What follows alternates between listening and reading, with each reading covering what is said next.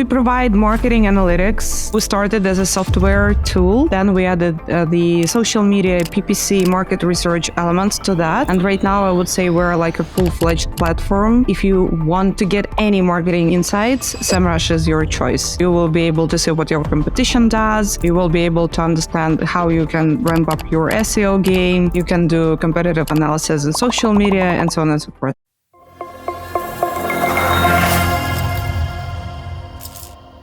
In this episode, I'm talking to Olga Denisova, VP of Global Marketing for SEMRush. SEMRush is a SaaS platform, best known for their market research and analytic tool. As of April 2023, the company was valued at $1.3 billion and trades on the New York Stock Exchange. We're going to talk about, number one, how SEMRush wins in marketing. Where do they spend their marketing dollar? Number two, is PPC dead? We hear a lot of talk about CPC costs going through the roof, CAC going through the roof, but is it actually dead? And number three, why big events suck. In fact, the bigger the event, the more useless they are from a marketing ROI standpoint. We'll also try to figure out things like how much money SEMRush spends per month on marketing. And number two, what is their number one marketing channel by ROI? And if she can't answer a question, we both have to take a shot of hot sauce. Wish me luck, Martians. Hope you enjoy this one. Hello, Martians. Welcome back to another episode of Marketing on Mars.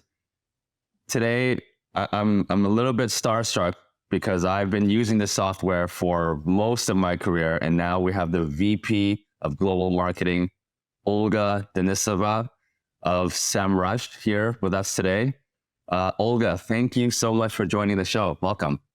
Thank you so much for inviting me. I'm super excited. I'm also a bit terrified with this thing that I'm holding, but yeah, I hope I will survive. I think you will, and you'll survive even stronger, I believe. First, I'll give a brief little intro on you, and I have your background in front of me. It's incredible, and then I'll get you to talk a little bit about yourself before we get into the fun stuff, the really fun stuff. So Olga has been like a lifetime marketer. You've been in marketing for basically, I think you started your career around 2009. And you've been hopping around different company. Most recently, before SEMRush, you've been there for 3 years. Before that, you were a director of global marketing for a major company, Veeam Software. That grew to like X. I don't even know how large. They raised $500 million and crazy valuation. You were there for 5 years. So tell us a little bit about your journey in marketing and what brought you to SEMRush today. Yeah. Well, like you said, I've been doing marketing for like 15 years now, and it's pretty much everything I know. So I never ever tried anything else. And I think I fell in love with marketing and IT from the very beginning. I had my internship in a smaller startup, and everyone was speaking like gibberish there. And I like fell in love with, oh my God, these people talking, these magic words, like talking about this, marketing, magic. Yes. Yeah. I was like, okay, I need to be there. And you see, 15 years later, I'm still here. A little bit less of gibberish to me. Sometimes I talk gibberish to others. But in general, yeah, I've been enjoying it so much. And like you said, I've been working with SEMRush for 3 years. Prior to that, Veeam. And basically, I think I had it all in terms of I worked in startups, I worked in enterprise companies, I worked in mid-market companies. So that, I think, what has made my journey exciting and at the same time very educating, so to speak, right? To see companies at different stages. Marketing is so different for each stage. And like if we talk about startup, it's one case. If we talk about the company that did an IPO, it's totally different game. Priorities are different, strategies are different. So yeah, so that's why I'm here 15 years later still. Yeah, and you were also part of SEMRush's IPO. Like you were part of that whole thing. So not like startup, mid-level, scale up, enterprise to IPO, like you've touched a whole spectrum. Yeah. How do you feel about where you're at in your career? Like what's next for Olga? Yeah, no, I think there is so much more still to learn. So, for example, again, if we talk about, so right now, I'm very much impressed and interested in what can be done across different verticals. So, the higher you grow, the more diverse you need to be with different verticals and ABM, for example. And again, the way that you market to retail or e-commerce or again, very strict healthcare organizations, it's all different. So I would say before it was about like wide range of things and different stages. And right now it's more about, okay, what if I go deeper in certain, vertical in certain direction? So again, there is so much more to learn for me. Like I'm very honest with myself. There is so much more to learn. That's awesome. And I think we've had 51 guests before you now. I think you might be 52 or 53. And that's like one of the commonalities that I find with successful leaders is they're always thinking of how to learn more. And they always have a growth mindset. Like they haven't learned enough yet. And I think I see that in you as well. So, okay, before we dive into SEMRush and all of your expertise and everything, the theme of the show, we're going to start the show off with a little shot of hot sauce. And every single time I ask you a question and you can't answer, we're going to be doing another shot of hot sauce together. So what weapon do you have in your hand today? Oh, gosh. So first, full disclaimer, I'm not sure if I'm going to cry like a baby because I never ever eat like hot food in general. Like I hate hot sauces, especially them. No. So I came to this Thai restaurant and they gave me this con Thai lemongrass sriracha sauce. I'm not sure if I pronounced it correctly, but it's really strong. They told me they wanted probably to scare me off. Yeah. By the way, where are you calling from today? Oh, yeah, Amsterdam. You're calling from Amsterdam. Yeah. Do they have a lot of spicy food in Amsterdam or not really? They have a lot of like Indonesian, Thai food, like food places. So yeah, no, they definitely have. Okay. So I have a spoon in front of me. I'm going to start off light. I have this habanero sauce. So I'll start light and then I'll move up with you together. Okay. So I'm just going to fill up the spoon. Okay.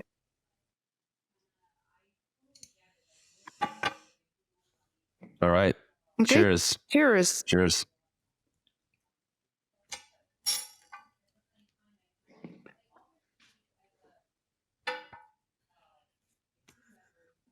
How do you feel? That's a good start. That's it. Wow. Do you have water? Yeah, I do. Do you have water? Yeah. Let's have a sip of water. I need a sip. Most importantly, I need to make sure you're hydrated because you're going to be doing most of the talking. So I feel for you. I got to take care of you. All right. I'm sure. Yep. So first, before we begin anything, I know SEMRush. A lot of people might know SEMRush, but just in case for the small percentage of people that don't know SEMRush and don't feel bad because there's so many tools out there, what is SEMRush in a couple of sentences? What do you guys do? How do you guys make money? Yeah, we provide marketing analytics. So we started as a software tool, and then we added the social media, PPC, market research elements to that. And right now, I would say we're like a full-fledged platform. And the short answer is, if you want to know to get any marketing insights, SEMRush is your choice. So you will be able to see what your competition does. You will be able to understand how you can ramp up your SEO game. You can do competitive analysis in social media and so on and so forth. Yeah. And so, yeah, basically, if you want to understand how you are doing compared to your competitors in any area, social media, paid ads, or search engine, SEO, you want to use a tool like SEMRush. Of course, there are a lot of many other tools out there, but you guys are probably one of the largest. Just so the audience can know exactly how large SEMRush is, give us some stats, like anything that's shareable, because I know you guys are public now, so I assume revenue is shareable, and even like valuation is shareable. Can you share some numbers to give us a sense of how large SEMRush is? Yeah, of course. So when it comes to market cap right now, well, it depends on the stock price, but as of today, we are evaluated at close to 1.4 billion dollars. And Wow. in terms of stats sharing, so um, our annual report is out there, and we posted the annual revenue of 254 million, and it was 35% year over year growth. So we were very Wow. excited and proud of the team to make it come true. Wow. And we're not going to ask you anything about Q1 numbers because we know you cannot disclose that. We're not going to do that for the hot sauce. We're going to be fair with the questions. Thank you. 1.4 billion, so a very, very large. So how does that stack against other tools out there? Obviously, there are other major tools that many of us know about. Is SEMRush now the number one tool when it comes to revenue? Do you know the stats on your competitors? Yeah. I won't be able to say for sure the revenue of every single competitor out there, but what I can say is that when it comes to brand awareness and the most searched tool, it's been several quarters when we were the most searched marketing analytics tool. And in general, market is very dynamic, but in general, it's been quite a few months and quarters and even years since we gained, I would say, number one place in many niches, and we still hold it. Yeah. So you guys are the number one searched, obviously very strong in SEO. What other channels, what are your main, let's say the top 5 main channels that you guys play in for marketing? Okay. Uh-huh. What are these top 5 channels? Yeah. Well, I will start with paid acquisition channels. I lead the digital marketing department, so I kind of have to. And when it comes to paid acquisition channels, I think our number one, first and foremost channel is paid search, non-brand. And this is the best scalable channel you can think of if we talk about harvesting existing demand. And another number 2, I would say, choice for us is video advertising. And this is where we are following suit, I would say, because if I ask you what you did today in the morning, very likely that you were watching, TikTok or YouTube or something. So video, like we are doing podcasts now, like literally it's video format. Right?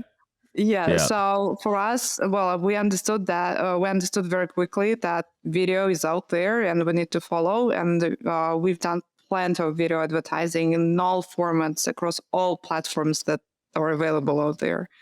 So to top that, I would add educating users, and it's not necessarily channel, even though we treat it both as channel and as our content strategy. So I'm not sure if you have heard of SEMRush Academy, but it basically... I think so, yeah. You think so? Okay, this is good. I think so, yeah.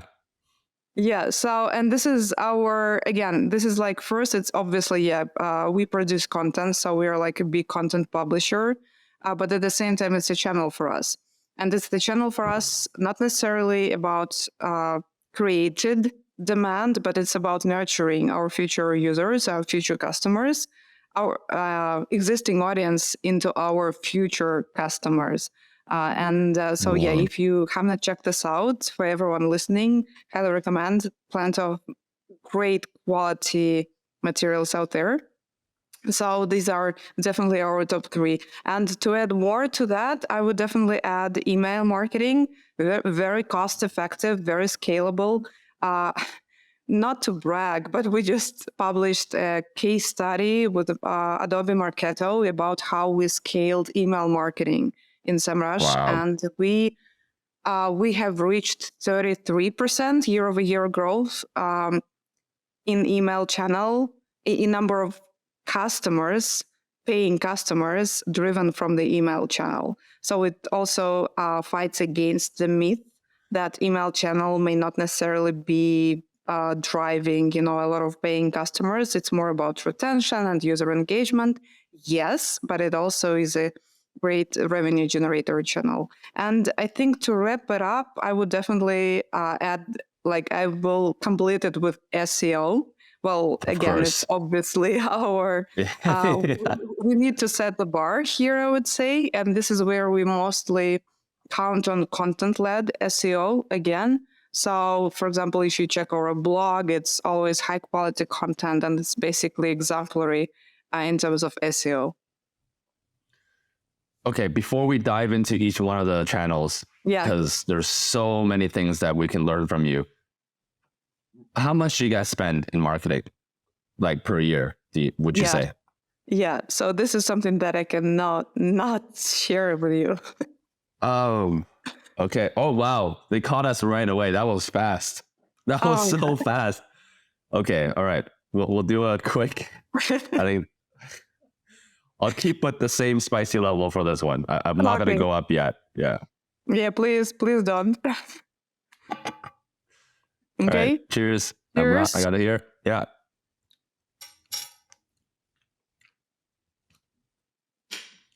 Ooh. I'll bring this when I come to Amsterdam next time. We'll try this. We'll try this as well. If I survive, yes. We survive. Ooh. Okay, so cannot share how much you guys spend. But if we were to just say on average 10% of revenue is going towards marketing, that would be roughly a $30 million, give or take. We're not going to get you to confirm or not confirm or disconfirm it, but that would be a very hefty budget. Okay, we're going to talk about each one. We're going to break down each one, but in terms of a percentage breakdown, what percent of your marketing budget goes towards paid versus video versus content versus SEO versus email? Is that something you can share with us, like the breakdown? No. You can't share that as well. Okay. Lights? No lights. I think we're okay. Okay. I think they added that into the last hot sauce. Okay, so I think we survived that. Okay. Okay, so let's dive into each one of these then. In terms of maybe you talked about paid search first. Paid search, non-branded. We get a lot of people coming on the show, and it's pretty much like, I would say 50-50. 50% of the market are saying PPC sucks now. CPC is way too high. Cost per acquisition is way too high. PPC is no longer our main focus. We're going to shift over to events and community. That's like 50% of the people that come on the show. The other 50% are saying paid still works wonders. It's still one of our top channels, and we're still putting more money, and we're seeing pretty good returns. Which side are you on? I'm convinced 100% that paid search is thriving. And it's only the question of how capable you are of using it the right way. Because obviously it has become way more complex, way more advanced, and competition is fierce. And another thing is that it's twofold game, because it's not only about PPC and ads and creatives, but it's also about your customer journey and content that you produce. So it's no longer the case of, okay, I'll just put my ad out there and they just throw in some random landing page and they will keep coming in. You need to optimize very diligently every single step of user's journey. And to give you an example, so how we improved our efficiency in paid ads, because CPC, it can be crazy, but what we've done, we implemented very simple and yet sophisticated logic. So we made consistent the headline of the ad to the search query. And at the same time, we made consistent landing page headline to the headline of the ad, which is consistent with the search query. And to top that, we made the sign up headline, consistent, all the way back to search query. So in Wow. other words, let's say you are searching for SEO tool. So you type in SEO tool, our headline says searching for an SEO tool, try SEMRush. They go to the headline, to the landing page. The headline says the same. They go to the sign up flow. The headline confirms you found the right SEO tool, sign up now. And this way we improved our efficiency. I don't remember how many times, but I do remember that our news MRR increased by 40%. 40% by this. From the paid channel that's attributable to the paid from channel. The paid channel. So this is like a perfect example that, okay, it's not that complicated if you think about that. It's relatively straightforward, yet not everyone does that for some reason. And again, as simple steps as making the customer journey personalized, making the customer journey adjusted to their specific request, you can definitely optimize it. And another example, everyone complains that it's really hard to scale paid search, but again, it's the conversation. It may only happen if you think very, I don't want to call it like narrow-minded, but like if your site is really narrow and you're looking at the exact match, but hey, there is like broad match that you can use. And again, you can use dynamic search ads feeding into blogs, into your ads. And it's, again, scalable like in hundreds of percentages. So this is another thing that you can explore if you're not convinced that paid search is working for you. So does that mean that all of your paid search is dynamic nowadays? Like, I would say yes. Majority? The absolute majority of it. And again, another take on that is we always assess our performance like day to day, and we drive A/B tests. So in general, there may be cases when dynamic is losing against like something else, against like, some headline that has been performing for years, and we know that it's working, right? Another case is that sometimes it's not necessarily revenue that you want from your paid ads. So, for example, we run our paid ads against our competition keywords, and in this case, it's less about conversion. It's more about the brand awareness, playing just around awareness, with brand perception. Exactly. Yeah. So in this case, it's not dynamic. No, it's but the headline is creative. The headline is eye-catching. So in our case, it's working, but slightly in a different manner. Wow, that's incredible. And so talk to us about your marketing stack. Like, what do you guys use for your landing pages? Because they have to be dynamic. They take in the search term and it'll throw it onto your landing page. What tools are you using to make sure that you can keep that entire customer journey very consistent? So first, we do use Marketo landing pages in terms of making dynamic headlines. I know that we used Google Optimize, but now we will need to switch to something else. Obviously, that's inconvenient. Google, hello to you. And but in general, it's never the question about a tool. There are so many tools out there. You can always find something that works as you want. It's more about putting yourself into the shoes of the customer. And again, my favorite exercise is I just literally go to incognito mode and I search SEMRush and I register and I try to live the experience. And that's how you came up with these ideas, right? Because tool is like at the very end of the idea. It all starts with customer experience. So exactly. Yeah. So let's keep walking down that journey, right? You got the search, you got the custom landing page, customize all the text, and when they fill out the email, do you then continue? Like, do you have different email funnels that are customized to the search term as well, or once they land that? But it's not tied to the search term, but we do segment users based on the tools that they are interested in. So let's say you have shown that you're interested in this particular tool set, and it means that you are going into the nurture track for this particular tool. And we also use dynamic content within our email content as well, right? And when people talk about personalization, it's very often, okay, you need to put customer's name, but hey, there is so much more that you can do. And by the way, our tests show that using user's name does not impact the performance so at all.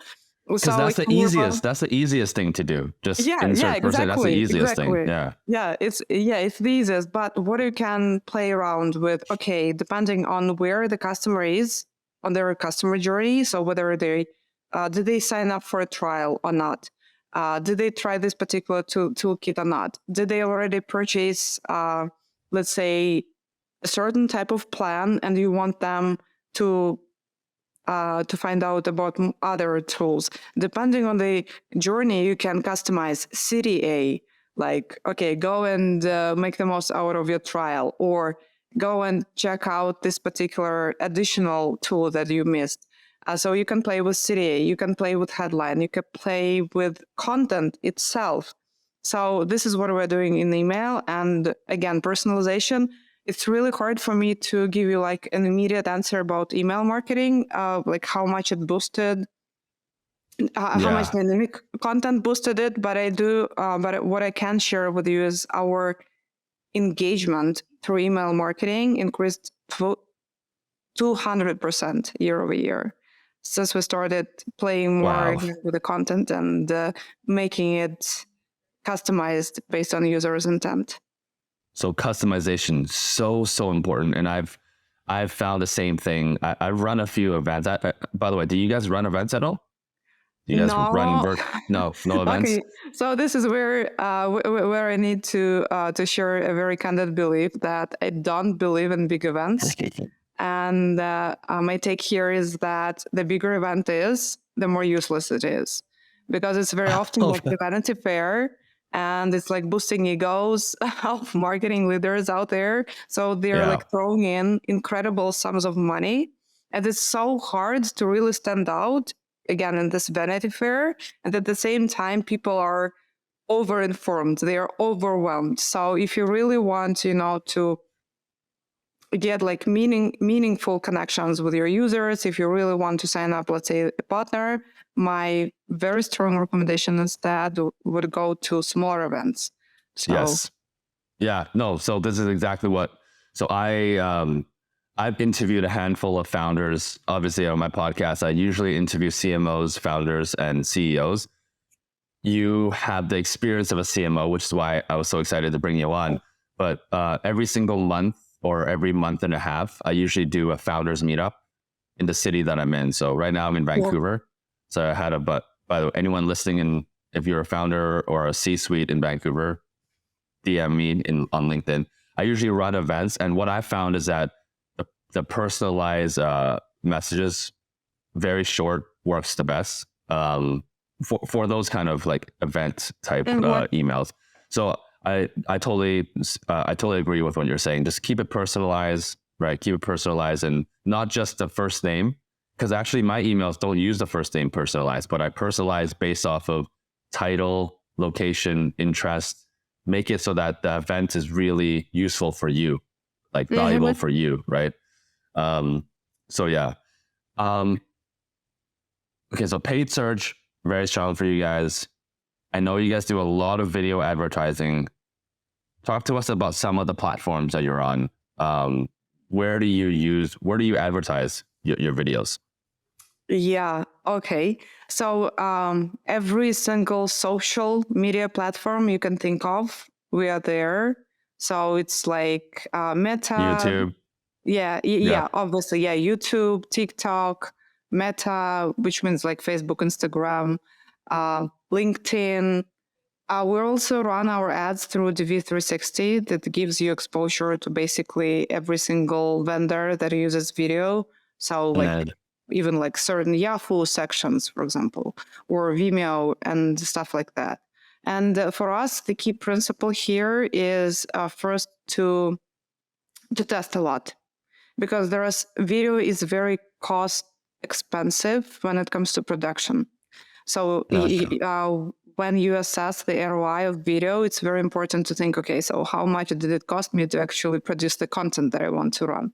So it's so essential for you to test out different formats and different messages before you invest a whole ton of money into like high quality production of a certain messaging piece. So I think that's the core for us. So we test a lot, and for some videos, it's short formats that perform better. And in general, our key takeaways, 15 seconds is the best performing format for video, because we live in a fast moving world and people don't want to spend time watching video ads, right? And at the same time, our videos, we found the same thing. Like we do long form, like this whole interview is going to be on YouTube. And that's like a 45-minute. We're already at 30 minutes, by the way, right now. So those get very minimal views, but our shorts that are 9 to 12 seconds, they'll get like over almost 2,000 views per clip. And so that's like, short form is definitely the way to go. Yeah, exactly. At the same time, quite counterintuitive, but for us, like 6 seconds or 5 seconds videos did not perform as well as 15 seconds. So it's kind of too short. Yeah, and we wouldn't know it without testing. So testing is key, especially when it comes to video. 100%. Okay, as a marketer, I'm very curious, and I'm hoping this is answerable. I'm nervous, but what is your cost per acquisition on just regular paid search versus video? Can you share with us how well they perform? I can share percentages, but okay. Wait, you can share percentages as in, can you explain? As in like year-over-year growth, for example. So what I can share is like year-over-year growth in performance, but you won't take it, will you? We'll take whatever we can, but first I think we'll we'll do this first. How are you doing? How's your throat doing? Okay, so far, well, bearable. Cheers.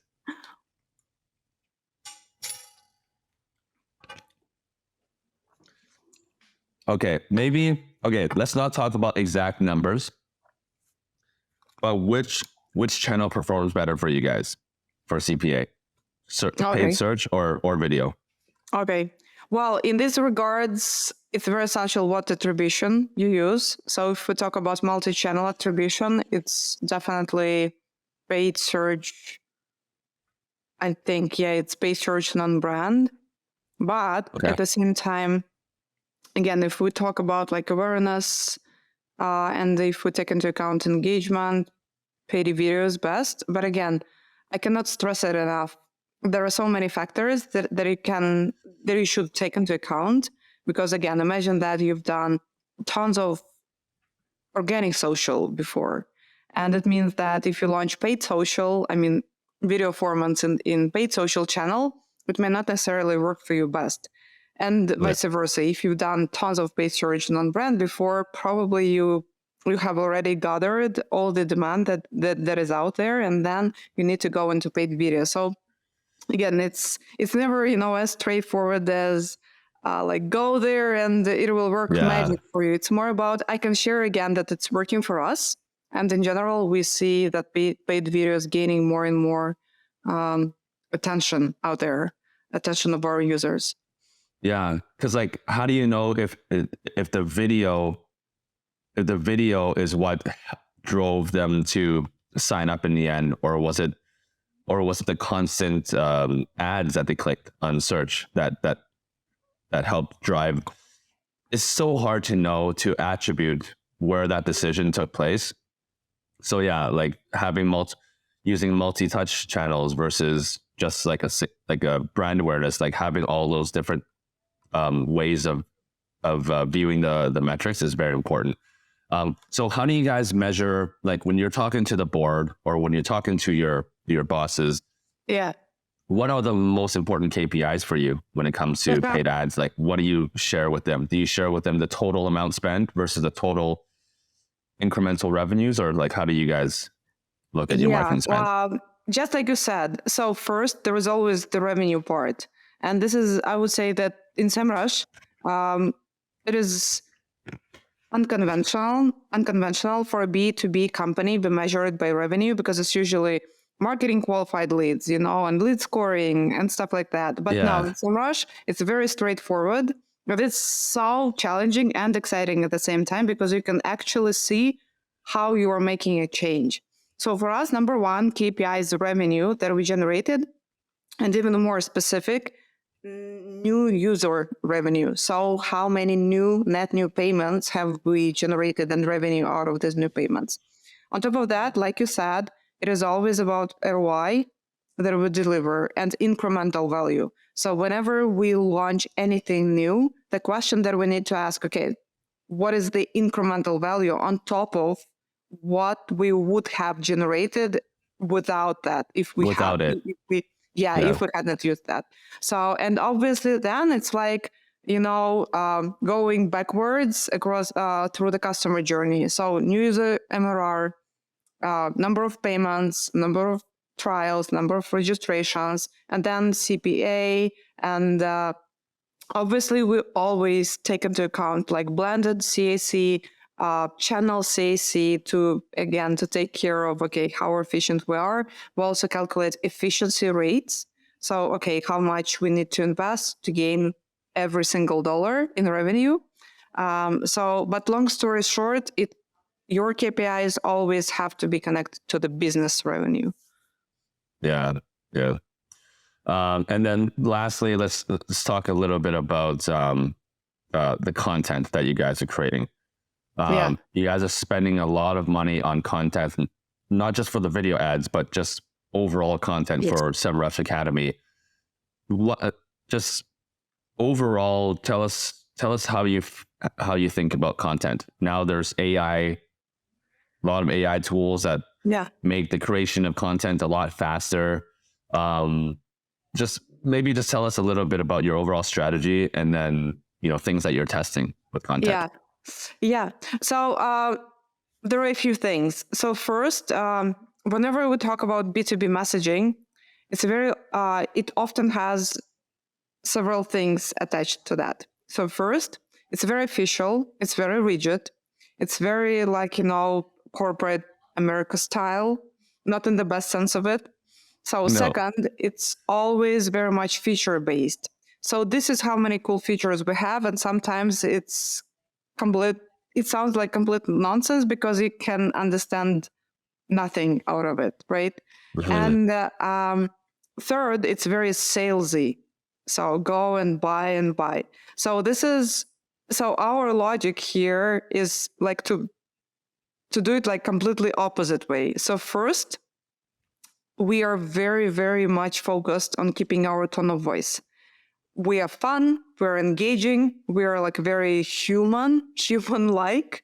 And even, for example, when our social media team leaves comments to other people's posts, we even add, the name of a person from the SEMRush social media team, like, again, to show that, hey, it's not like faceless SEMRush brand, but they're like real people, like you and I. There are people, yeah. Yeah, exactly. So that's number one. For us, it's very important that any content that we create, it's easy to digest, it's fun, it's engaging, it's something that you will be willing to share on your LinkedIn feed. Because let's be honest, you often work in a company and you don't want to share the social media posts or anything else because of cash. Yeah. So that's number one. Number two, and this is about educating customers. So we don't want to be salesy. We want, again, to show the value. And it's very much connected. Again, it's more about, it's both about showing value and not trying to sell and put, a price tag right in front of you. So instead of talking about very specific features, of course, we talk about them. But first, we want to show you, this is what you can do if you introduce SEO to your play, or this is how much you can, again, reach with doing proper market research. And then we break it down by like specific features, not vice versa. And again, we don't want to sell upfront. We want to educate you about all the possibilities, because again, there are so many choices in the market. It doesn't work like, a TV ad anymore. Like, call us and buy it now. It's more about, okay, this is what we can do for you. And then it's the customer's choice at the end of the day. Yeah, no, I always, I totally agree with your first point. I think the whole corporate style of B2B, like the old ways, just we don't really like that content. We always skip through it. And I think COVID really helped accelerate that, because now nobody's in the office anymore. Most people are just at home. So everyone's more chill, laid back, and less corporate-y, right? So for me, it was all about, that's one of the reasons why we have hot sauce on this show. We started, the first 10 episodes was just you and I talking about marketing for 1 hour. Now, for there's something on the line, there's hot sauce on the line. I'm looking at it. I'm nervous when I look at my hot sauce, and it just keeps things fun and light. I totally agree. Like, having fun is just the way to go. And just like, imagine the best friends that you ever created, or some of the best dates that you've been on. Like when you're going to date, it's a human interaction, right? B2B sales, B2B relationships are still, at the end of the day, a person talking to another person. So it just has to be more relatable, more fun. I totally agree with everything that you're saying. So out of all the channels that we talked about, paid, video, content, you talked a little bit about email and also SEO. What is your number one channel? Like the top in terms of ROI or CAC?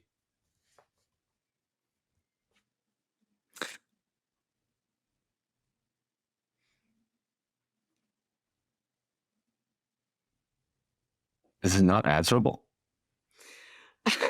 So I would say, it's very tricky. So I'm assessing right now, like internally, like, okay, so what can I say? So no, I think I cannot share like ROI, like any channel ROI with you. But just like the top, like the ranking, Well, like which one is okay. yeah. All right. Yeah. The top.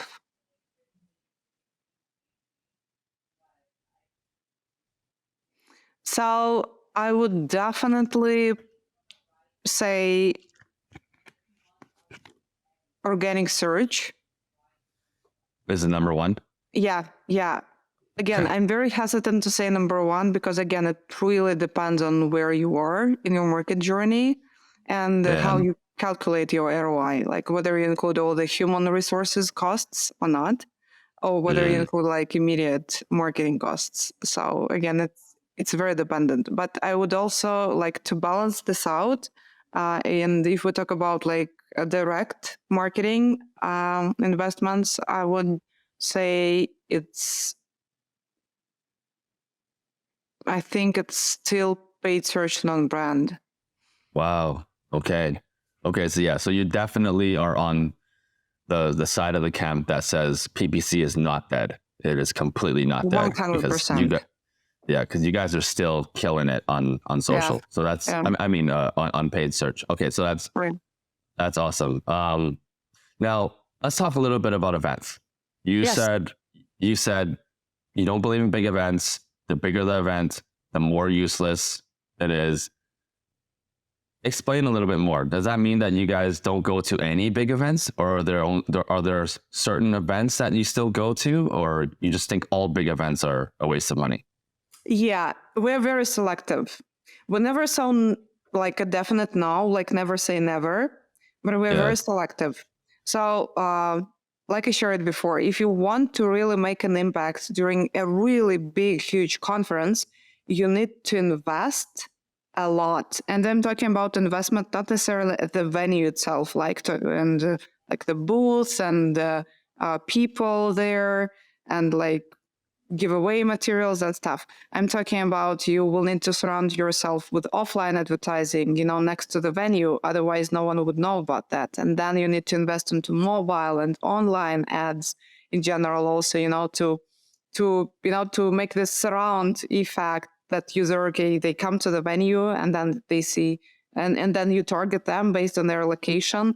So what I'm saying here is it's a lot of investment and it will not necessarily pay off. And again, at the end of the day, it depends on what target you are pursuing, right? If you want to make a big splash in terms of, general awareness, then you may be eager to invest that amount of millions. But if we talk about like strict user revenue generation, events definitely not your choice. Instead, what do we do? For us, events, it's more about building community and brand reputation. So we are more than eager, to go out there and share our knowledge and share our experience, like what I'm doing right now with you. So this is what we 100% support, because we have so much to share. And this is one avenue. Another avenue is smaller niche events. So they're very targeted. Audience there is very eager to actually, to talk and to partner. So that's why we often support very small niche events about SEO, or depending on our targets, it may be, again, market research, social media, or even affiliates. But again, it's very targeted. So if you ask me, okay, Olga, should I invest in a big event? I would say think twice. Give us some examples of some recent smaller events that you've been to. Like, as much detail as possible. Like, what kind of events were they, and why did you find it so successful? Yeah. Okay. I think a very good example would be the affiliate events. So we've been to this big affiliate marketing event in Dubai with like tens of thousands of people joining it, and there is a list of like smaller affiliate events. Honestly, I don't even remember the names, but just because, again, they're like very specific. It's usually like even not the capital of the country, but like smaller city in the country. And they organize, again, for this local community of affiliates, they organize an event. And so comparing our results, so we went to both events, and we had several goals in mind. So first, we wanted, again, to talk to our audience, to gauge our, brand awareness, brand perception, to be with the customers. That was number one. Number two was to find potential partners to our affiliate program. And that was pretty much it. And the big Dubai event, it was like a complete failure because everyone was so eager to have fun instead of working there. And on the contrary, smaller events, again, people want to go there. And we recruited several really well-performing partners there. And again, we talked to our customers. We met much more customers at the smaller event rather than at a big event. How many people were at the small event? Yeah, it was like 100, 200 events, 100, 200 people attendees, yeah. Oh, okay. So that's still not a really small event. It's like a medium, small to medium size. Oh, okay. Yeah, event. Yeah. No, we need to compare our scales. Yeah, but some can say that, it's like really, more like a medium event. Yes. Yeah, because when I was thinking small, I was thinking like 30 to 40 people. Like, okay. Do you ever go to events like those that are really small, really curated? Yes. Yeah, it's more like,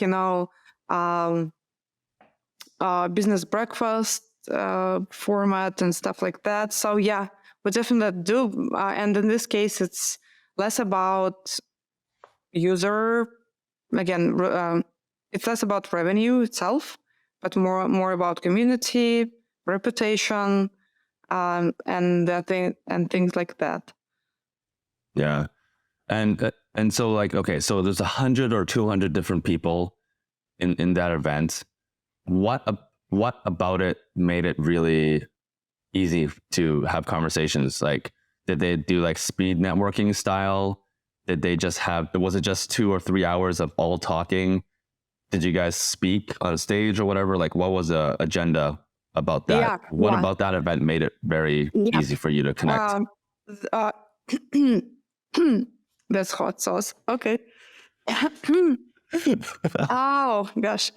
I hope I will be able to answer next questions. Well, it was a smaller venue, and it means so. First and foremost, it's the size of the venue. As simple as that. When there is a gigantic venue, it's really you're lost basically, and you go through again crowds of people. You do not connect with anyone. You cannot see anyone. You just go to your place. With a smaller venue, okay, you go, you meet and greet people, stuff like that. So as simple as that, the first factor was the size of the venue. The second part was the extensiveness of the agenda, and it was very short. So it wasn't like several days in a row, like again with bigger events when you were lost between all the speakers and sessions. It was one day event. It was like 4 to 5 speakers, and that's it. And there was the usual networking part after the session. So again, very simplistic, nothing extraordinary, but because of this size and high quality of high level of speakers and not too crowded, I would say, agenda, it worked for us. Yeah. It's so important for people listening because a lot of the people listening are marketers, probably are in the B2B world, and events are so important. So being able to do these B2B events well is something that a lot of people are trying to figure out. So, hearing from Olga's personal experience is, probably very important for everyone that are listening. Okay. Let's dive into one area that I really wanted to ask you, because you're in the world of SEO. Right, SEMRush really started off being really strong in SEO analytics, and there's this new tool, ChatGPT. I'm sure you've heard of it. A lot of AI tools. Are you afraid that tools like ChatGPT will kind of ruin SEMRush, or I don't know? Maybe I'll throw this first question. Are you thinking about it a lot? Are you worried about SEMRush's future? Yeah. No, I am not. Because I think it's, if you rephrase this question, it's the question sounds like, are you afraid of innovation? Because basically it's a new thing out there, and there are two sides to that. You either ignore it and don't use it in a couple of years, we'll see if you're out there, or you start thinking how you make it work for you.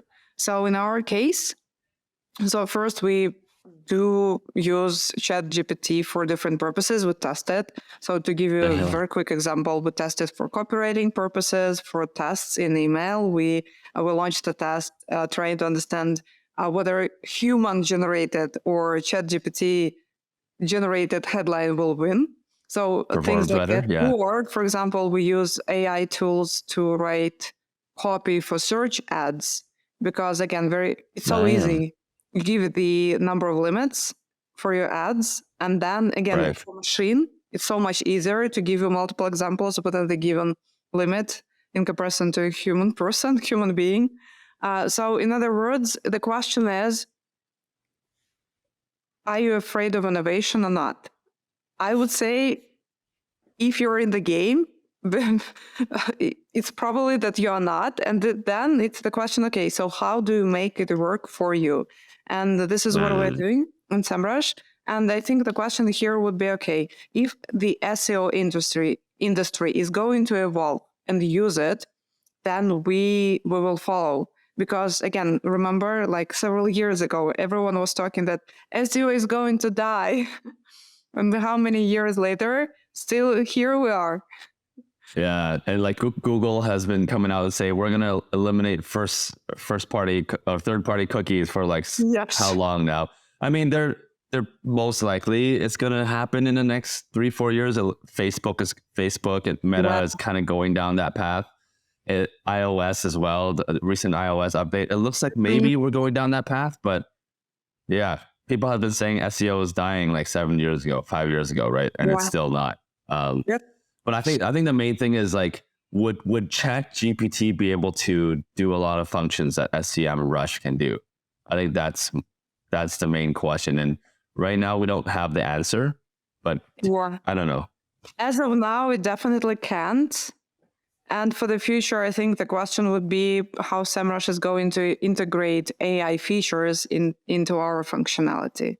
So that's the answer. Are you guys already working on something? I cannot say anything, but we are definitely exploring. All right. We'll let no lights so far. So I think, yeah, I think we're okay. Like everyone else, we're exploring all the multiple paths. Yeah. I think I think we're just about near the end. Maybe we can talk a little bit about a lot of people that are listening to this call today are probably thinking, wow, like Olga's, your experience is amazing. Veeam software, now SEMRush, like one of the leaders of such a large organization. How do you get there? There's a lot of mid-level marketers that are struggling to break past the manager level. And what kind of advice would you give someone right now that's in a mid-level marketer position and wants to get to a higher position? Like, what kind of advice would you give them? I love this question. And I think my main advice here would be think about yourself as a product. If you were a product, what would be your value proposition, and what would be something that makes you different from everyone else? And your difference is very often the combination of contrasting skills. So to illustrate that with myself, I got a degree in public relations, and it gave me certain, communication skill set and writing skill set. But very quickly I understood that, okay, I don't enjoy it that much, and I would rather, again, go to this cute IT guys to do the marketing thing. And that's when I realized that my communication and, again, writing skill set is very, very applicable. Because when it comes to digital marketing, it's all about analytics, it's all about math, it's all about numbers. And it's very often that people who come with the pure digital marketing background, it's hard for them often, to express what works, what does not, to explain really complex things in very simple terms. And this is when I realized that, okay, this is like my kind of unique value proposition. So I can do messaging, I can do content marketing, but at the same time, I can do numbers, basically. And I enjoy doing this. And so for any mid-level marketer out there, think about, okay, so what extra skill you can add to your portfolio that is very rare to find in your area, and that will differentiate you from the others. So that would be my advice. Is there one skill set that you think all mid-level marketers need to have in order to break to the next level? Like, they have to be strong at data, or they have to be strong communicators. Is there one thing, maybe someone's listening and they're like, oh, I'm not so strong at communications, or I'm not so strong with data. Would you recommend these two as like the must-have skills in order to break to the C-suite? 100%. Yep, 100%. Soft skills and the special communication is like a never-ending learning for me included, because at the end of the day, no one understands what you're doing, and no one understands your needs if you don't explain them to anyone. So it's the question, okay, so how do you explain, educate, inform everyone else about what you can deliver, what you need to deliver it, and so on and so forth. So communication is key. That's 100%. And talking about data-driven approach, that's definitely handy, especially when it comes to any leadership roles, because when you're going to talk to the board of directors, communicating very clearly about what you want to achieve, you will need to back up your idea with numbers. And you better understand what you're talking about, because otherwise sometimes, any executive can show the numbers, but it's very clearly it's very clear that they do not necessarily understand like what stands behind the numbers. So if you are able to back up your communication with really data-driven approach, it's like a winning combo. And being a good communicator is just important in life, right? Oh, like, yes. like you need to learn how to communicate to your customers. As a marketer, that's all you're doing. Sure, you're using SEO tactics or you're using PPC, like all the buzzwords that we hear in marketing. Yes, you're using these tools, but at the end of the day, what you're trying to do is you have something to say and you want your customers to see it and feel something, right? That's at the end of the day. Let's do a little bit of an analytics test. Olga, before the IPO, you were making X number of dollars. Now, after the IPO, are you making more money? After the IPO at SEMRush? Yes, I do. How much? Like, give us the range. Like, what are we talking about? Okay. You want to close I want to close. Like, I want to close it off strong. yeah, you want to close it off like really, really, really well. Okay. I'm doing it. Unless if you can share it, we would love if you can share that as well.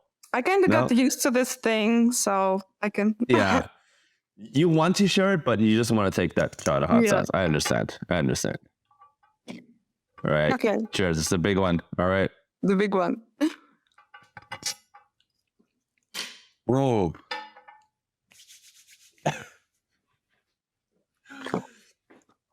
All right, Olga. Okay. It's been an hour. We've talked about so many different topics. We've taken 4 shots of hot sauce. My mouth is kind of burning right now, but I think yours is okay. Okay. Before we end off, I know you're very active on LinkedIn. If people are interested in what you're doing, or like they want to learn more about, things that you're up to, where's the best place for everyone to connect with you? Is it Twitter? Is it LinkedIn? What other channels are you on? 100%. LinkedIn. Okay, so people can reach out to you, and you'll accept, and you'll do hot shots with them. Yes.